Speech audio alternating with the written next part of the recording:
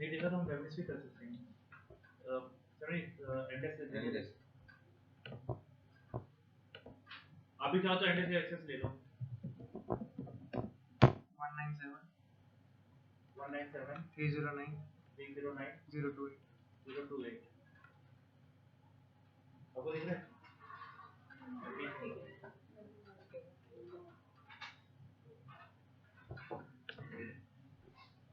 Sir एक काम कीजिए, आप थोड़ा थोड़ा इधर हो जाइए, मैं वहाँ पे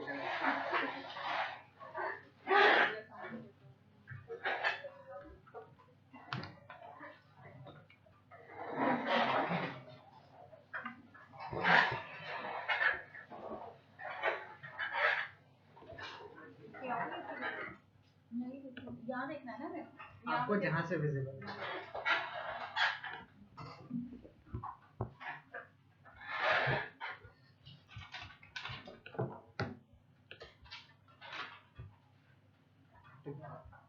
नॉर्मल सप्लायर बनाना कहाँ पे है, अकाउंट पेबल सेटअप पोर्शन में। ठीक है, हम यहाँ जाएंगे, यहाँ पे हमें सप्लायर दिखेगा, सप्लायर। एक चीज़ मैं पहले बताऊँ कि हर सप्लायर पे सप्लायर ग्रुप पे मैप होता है। तो अगर वो ग्रुप बना हुआ है तो ठीक है, नहीं बना हुआ तो फिर आपको ग्रुप भी बनाना पड़ेगा। ये हम एडमिन ही सीख रहे हैं ना? हाँ जी, एडमिन है ना? सप्लायर में आए, यहाँ पे न्यू सप्लायर, टैब मेरा बिल्कुल ऐसे रहेगा। अब मेरे को यहाँ पे एक नया सप्लायर बनाना है, आद्या एंटरप्राइज। ठीक है, अब उसमें लैंग्वेज, मैम उस दिन आप कह रहे थे इंडिया नहीं आ रहा, वो हिंदी आ रहा है। ठीक है ना? अब तो हम भी ऑन कर लेते हैं। टैक्स लायबिलिटी में अब नॉर्मली क्या है, ये वाला जो मेरा सप्लायर है इसमें मेरे को टैक्स लायबिलिटी अगर मैं यहाँ मैप कर देता हूँ तो फिर मेरे को किसी भी AR इनवॉइस या AP इनवॉइस बनाते हुए, मतलब AP इनवॉइस बनाते हुए ये डालनी नहीं पड़ेगी। इंटर वो खुद उठाएगा। अब जैसे मेरा ये वाला है, अध्यक्ष वाला है, इस पे जो मेरा टैक्स लगा हुआ है वो लगा हुआ है 18% IGST, तो इसका मतलब ये मेरा इंटर वाला है। ठीक है, तो मैं यहाँ हूँ तो चाहूँ तो यहीं पर ही कर सकता हूँ, यहाँ नहीं करूँगा तो मुझे हर जगह जहाँ पे भी मैं PO बनाऊंगा, इनवॉइस बनाऊंगा, वहाँ पे मैप करना पड़ेगा। लेकिन यहाँ कर दूंगा तो वहाँ पे ऑटोमेटिकली मैं इसको एंटर करके ओके कर देता हूँ। टैक्स लायबिलिटीज ने इंटर ओके कर दी। उसके बाद यहाँ ग्रुप मैप करना है, कौन से ग्रुप से बिलोंग करता है सप्लायर। मेरे पास डिफरेंट ग्रुप्स हैं। अभी जैसे जो ये क्या सप्लाई करता है? ये मटेरियल सप्लाई कर रहा है, मटेरियल क्या वो क्लीनिंग है, एयर फ्रेशनर्स। तो ये होगा हाउसकीपिंग का। हाउसकीपिंग में क्लीनिंग मटेरियल नीचे आ रहा है। हाँ, HK के नाम से आ रहा है। ये हाउसकीपिंग क्लीनिंग मटेरियल इसमें आ रहा है।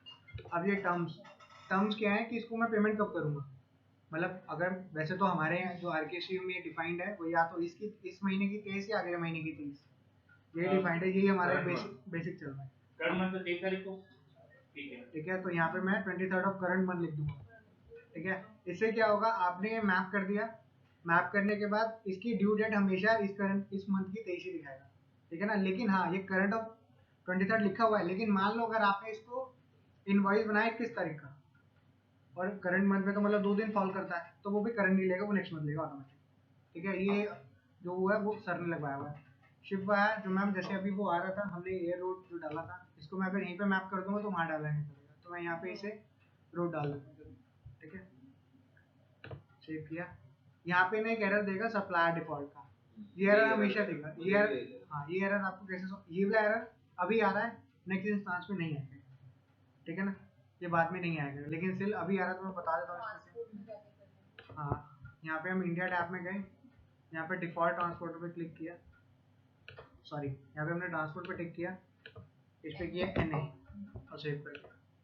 ठीक है, अभी इसने मेरे को बेसिक जो सप्लायर है वो सेव करने दिया। ठीक है, अब मेरे को इसकी एडिशनल इन्फॉर्मेशन डालनी है। वो क्या क्या डालनी है, वो जितनी इन्फॉर्मेशन देखो यहाँ पे जो बनती है आप एक तो वो डालें। उसके बाद अगर आपको कोई लगता है ऐसा कि यहाँ पे तो बहुत सारी फील्ड है, कौन कौन सी फील्ड ऐसी है जो आपको मैंडेटरी चाहिए, तो जो भी सप्लायर बनाता है वो बताते हैं सर आप मेरा NAS यूज कर रहे हैं, तो वो जो कुछ कर रहे हैं वो मेरे इस पे आ रहा है। ठीक है, ठीक है, अब इसके अंदर एक फील्ड है एक MSME वाली, ये हमें डालनी है MSME है नॉन MSME। ये तो हमारी नॉन MSME वैल्यू, तो जब तक वो MSME सर्टिफिकेट ना दे देता हमारे तब तक ये नॉन, ये बाद में चेंज हो सकता है। ठीक है ना, मैंने नॉन एमएससी में डाला, ठीक है। उसके बाद इसका एड्रेस कहाँ से डालना, मैं सप्लायर में गया, यहाँ पे एड्रेस पे है। अब मेरे को इसका एड्रेस डालना है कि मेरे पास है 11059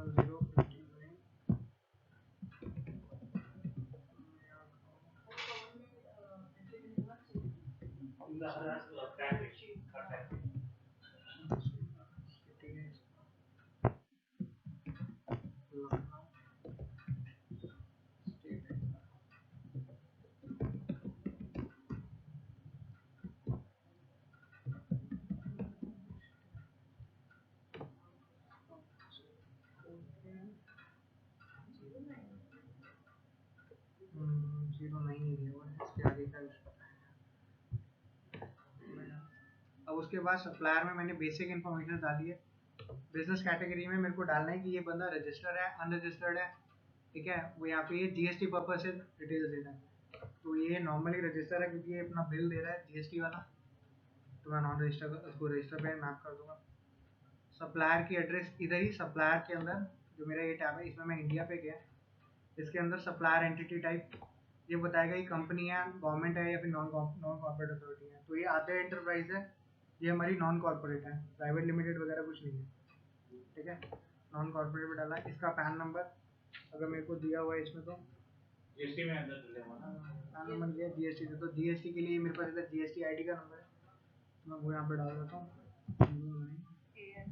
AN BP K0 K0862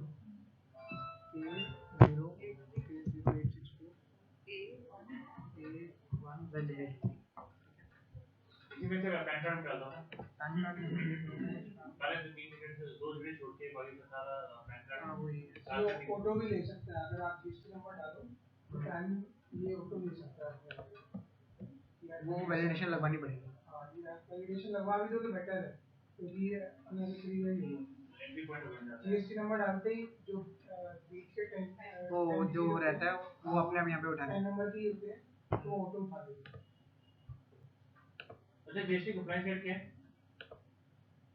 क्या जीएसटी कंप्लाइंस रेट ये नॉर्मल है कि इस पे कितना % चार्ज रहता है, मतलब कितना, वो तो हम अपनी इन्वेंट्री पे मैप कर देते हैं तो उससे पता लग जाता है, ठीक है।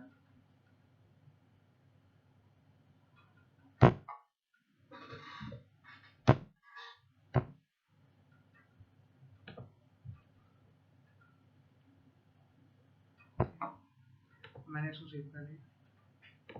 अब यहाँ पे ना एक चीज और है जो मैं फिर यहाँ पे स्केल रिफ्रेश नहीं हुई। नहीं होगी, वो सेव अगर करने नहीं देता वो नहीं यहाँ पे इनके स्क्रीन रिफ्रेश नहीं हुआ, मतलब ये अभी भी पुराना स्क्रीन दिखा रहा है। बीच में हट गया, वो एनी डिस्कनेक्ट हो ये एंटर कर रहे हैं नहीं ये तो दूसरी चीज है ना। नेट के करके वो स्लो चल रहा होगा। मैं तो एनी डेस्क वो हो गया, डिस्कनेक्ट हो गया 197309।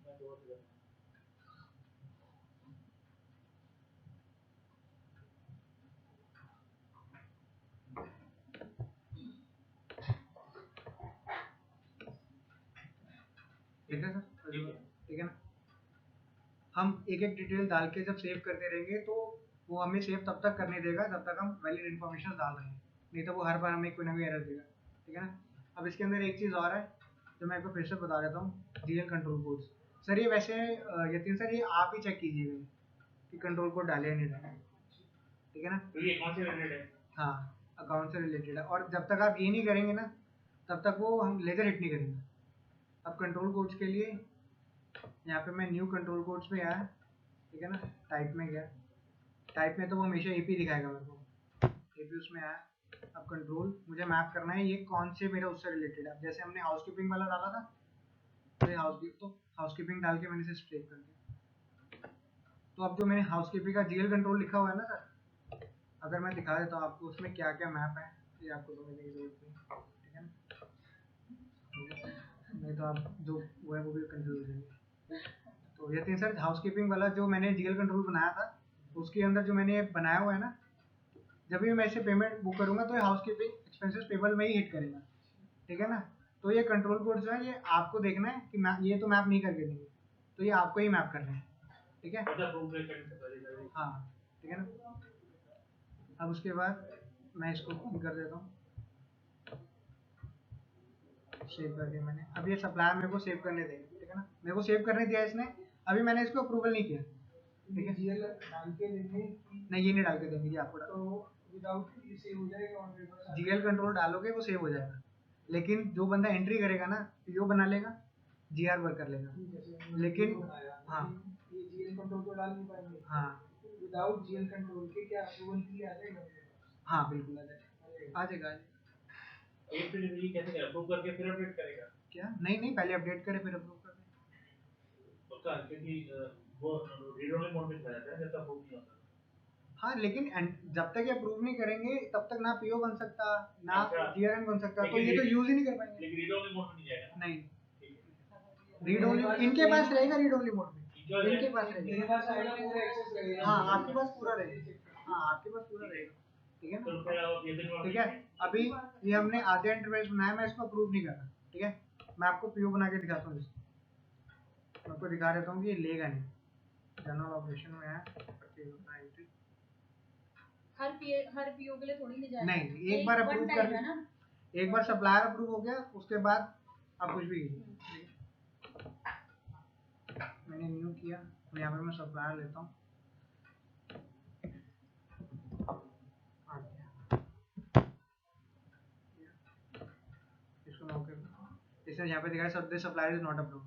जब तक ये अप्रूव नहीं होगा ये हर जगह आपको कहीं नहीं लेने देगा, ये सप्लायर का यूज ही नहीं है तब तक। इनके सप्लायर में करेक्शन होती है, मान के चलो कोई सप्लायर कहता है कि मेरा रजिस्टर नंबर बंद हो गया, तो ऐसा कुछ होता है, तो देन फिर अप्रूवल के लिए सेम सेम फिर अप्रूवल के भेजेंगे। अप्रूवल के लिए आएगा। अब वहाँ पर मैं उसको अप्रूव के लिए भेज देता हूँ सप्लायर डिस्प्ले पे, यहाँ पे मैंने इसको सेंड फॉर अप्रूवल किया, अब ये ग्रे आउट हो गया, ठीक है ना। तो अब जो बंदा ये सप्लायर डिस्प्ले कर रहा है, ठीक है ना, वो यहाँ उसको यहाँ पे ये दिखेगा नहीं, कुछ भी आपको एडिट नहीं कर सकता टिल द टाइम। अब आपके लिए कहाँ पे रहेगा, आप एपी में जाएंगे सर, जनरल ऑपरेशन, यहाँ पे सप्लायर अप्रूवल डाल, इसमें आएंगे, आपने इसको रिफ्रेश किया, ये आधे वाला यहाँ आ गया, ठीक है। एक चीज़ मैं फिर से रिपीट कर रहा हूँ, जितने भी बंदे ये अप्रूवल्स वाले हैं जो अप्रूवल करें, ये डैशबोर्ड्स को एक बार देख लें, इसके अंदर क्या क्या रिक्वायरमेंट्स होने चाहिए वो बता दें, ताकि वो अपने जजमेंट ले सके कि हाँ किसी भी फॉर्म को अप्रूव करने के लिए मुझे ये एटलीस्ट ये इन्फॉर्मेशन तो चाहिए ही चाहिए, सो दैट फॉर्म पूरा चेक करना है तो सेम वही प्रोसेस में पुराने आप अगर अगर अच्छा एक चीज़ और है, ये सप्लायर के लिए मैं पूछ लेता हूँ, आपको अप्रूवल सिर्फ ये डिटेल्स देख के करना है या आप सप्लायर डिस्प्ले पे जाके पूरा सप्लायर चेक डिस्प्ले चेक करना पड़ेगा, क्योंकि जीएसटी नंबर मेनली है, हम्म। जो अगर यहाँ आ भी जाता है हम्म। तो भी मुझे डिटेल चेक करनी पड़ेगी, प्लस जीएल के लिए जो आपने कहा हाँ उसके लिए तो मुझे जाना ही पड़ेगा, उसके लिए जाना, तो फुल एक्सेस करना पड़ेगा। ठीक है, फिर खाली अप्रूव पे चेक बॉक्स, क्योंकि अभी जो अप्रूवल वाला वो है, वो खाली चेक बॉक्स का है। लेकिन अगर हम उसको, ठीक है, जैसे ये हमने आप ही को देना है ये वाला वैसे।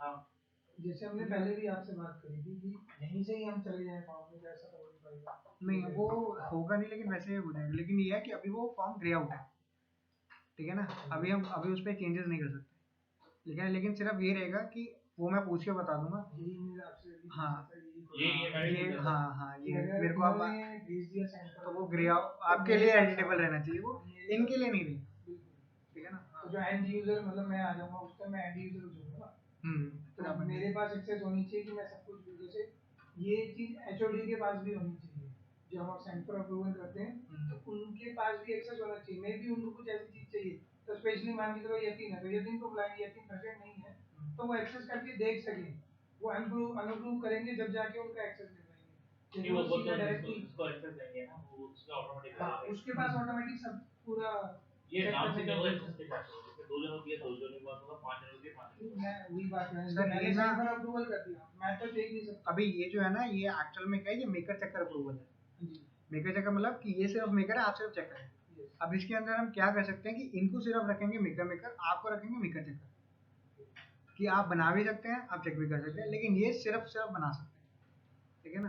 तो जो एडिट वाला है ना, वो मैं अब डिफरेंट यूजर्स को वैसे दे सकते हैं, नहीं दे सकते, वो मैं कंफर्म नहीं करूंगा अभी, लेकिन आप कोई वे आउट जो भी दूसरा रहेगा वो मैं आपको बताऊंगा, ठीक है ना, क्योंकि कंट्रोल कोड्स आपने डालने हैं, जीएसटी लाइव, वैसे जीएसटी लाइबिलिटी वगैरह जो है वो सारी तो ये खुद ही कंप्लीट करते हैं या आप ही डालेंगे उसमें?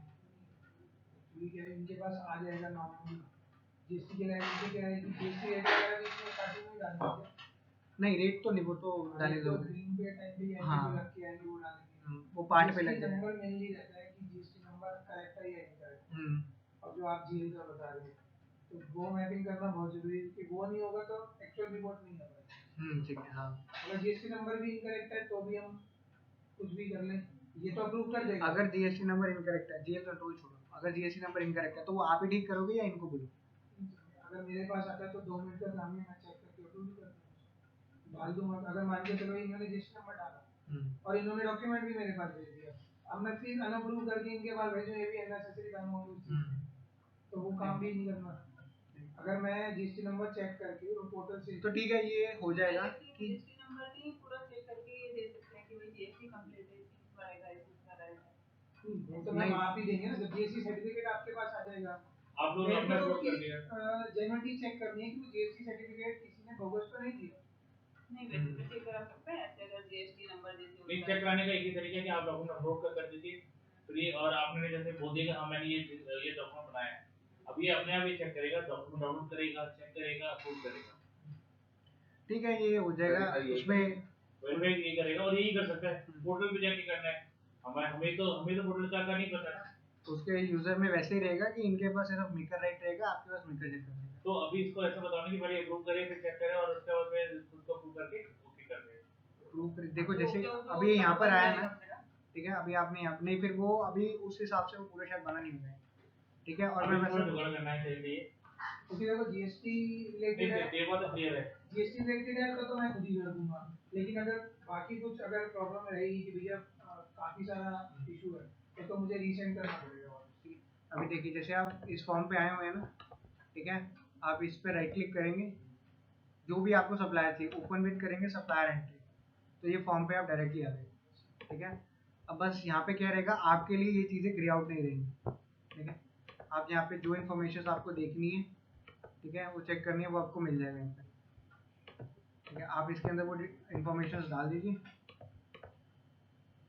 और वो सेव हो जाएगा। I guess GL control code तो आप डाल सकते हैं। हाँ, आप जीएल कंट्रोल कोड्स डाल सकते हैं, ठीक है ना, बाकी इन्फॉर्मेशन नहीं डाल पाएंगे, लेकिन मैं आपको ये जो बाकी सारी इन्फॉर्मेशन है ना उसका भी वो करवा दूँ, मतलब आपके लिए तो सारे रहेगा, इनको नहीं दिखेगा, ठीक है ना। और एक था जीएसटी रेट, हाँ वो भी ग्रे आउट है।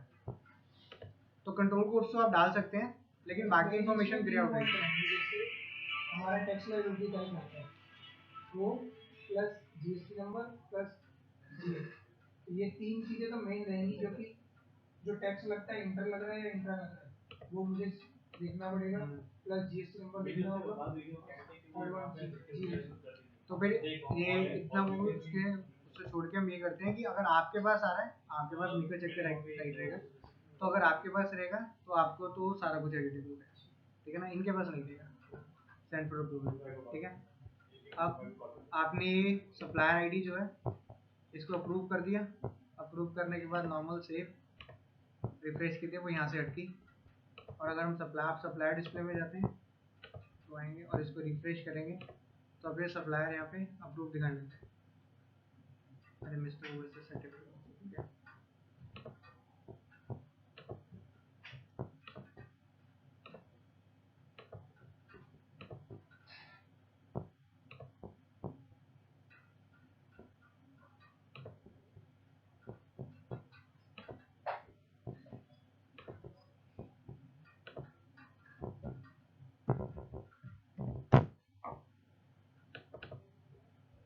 तो यहाँ पे अप्रूव दिखा रहा है ना, ठीक है। तो अब ये सप्लायर जो है यहाँ पे अप्रूव हो चुका है। अब मैं इसका पीओ बनाता हूँ तो अभी मेरे को रुकेगा नहीं, परचेज ऑर्डर एंट्री में गया,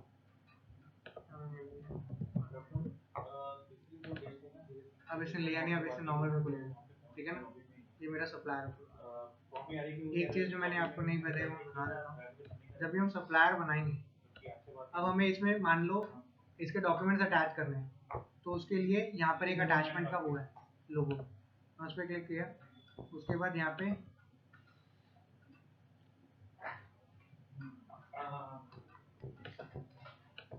अच्छा ये अभी कॉन्फ़िगर नहीं हुआ। नहीं मैंने उसके अंदर मेरे को यहाँ पे न्यू अटैचमेंट करना है। और वहाँ पे तो यहाँ पे मेरे को डॉक्यूमेंट टाइप्स बता रहा है कौन कौन सी चीज़ें हैं जो मेरे को अटैच करनी है। ठीक है, मैं फिर से बता देता हूँ। आपको यहाँ पे अगर अटैचमेंट करनी है तो आप अटैचमेंट में गए, यहाँ पे नीचे कोने में न्यू आ रहा है, न्यू पे क्लिक किया। डॉक्यूमेंट टाइप पूछ रहा है कौन सा क्या आपको इसमें अटैच करना है। Aadhaar card, agreement, bank account detail, certificate, GST, कोई मिसलेनियस डॉक्यूमेंट है, पैन कार्ड, रजिस्ट्रेशन आईडी है। तो जो भी आपको करना है आप उस पर क्लिक करें। आधार कार्ड है, उसके बाद ब्राउज करें। आपको कोई भी फाइल यहाँ पे करनी है, मैंने ये नॉर्मल अकाउंट स्टेटमेंट वाली कर दी। ओपन करके इसको कोई अगर आपने टाइटल देना है, आधार कार्ड, इसको ओके ओके कर दीजिए।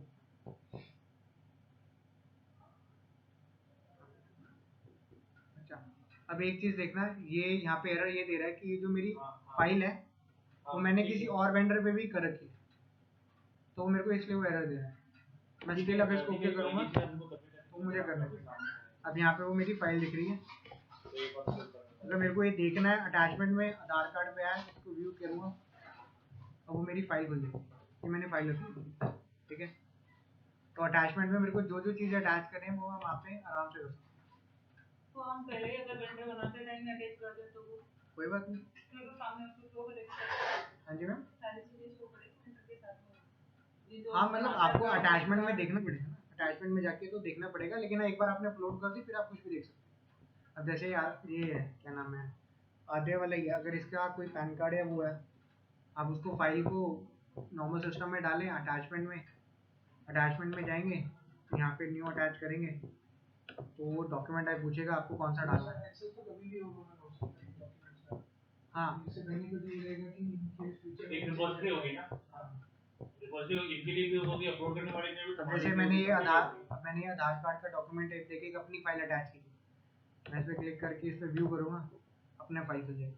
जिस टाइप की भी फाइल होगी वो खुल जाएगी, एक्सेल, पीडीएफ जैसा भी रहेगा वो भी फाइल खुल जाएगी। तो ये हमेशा वेंडर पे अटैच रहेगा। एक चीज आप सभी लेके चलो कि हर फॉर्म के साथ अटैचमेंट का ऑप्शन है। डॉक्यूमेंट हर जगह अपलोड कर सकते हैं। हमारे पास आप क्या है कि हमें सिस्टम में ड्राइव करने की जरूरत नहीं है। दूसरा मेल वेल भी शेयर करना होता है नहीं, सिस्टम में फोटो या भी करो और उनसे एक्सेस करो, तो वो भी एक बेनिफिट है। हाँ, डॉक्यूमेंट जितना हो सके वो कवर करना, वेंडर से मंगवाना, वो आपकी कॉल है। अगर सप्लायर की फोटो भी डाला दो तो वो भी अच्छा डॉक्यूमेंट में रहेगा। हाँ और क्या,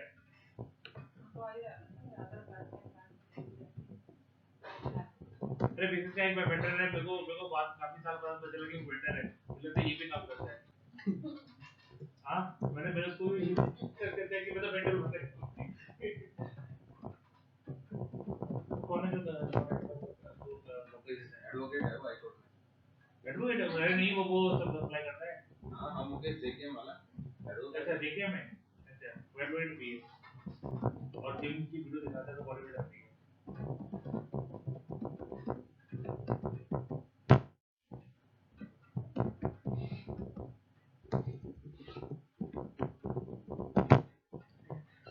और कुछ है इसके अंदर पूछने वाला? ये सप्लायर का क्लियर हो गया? मैं तो हाँ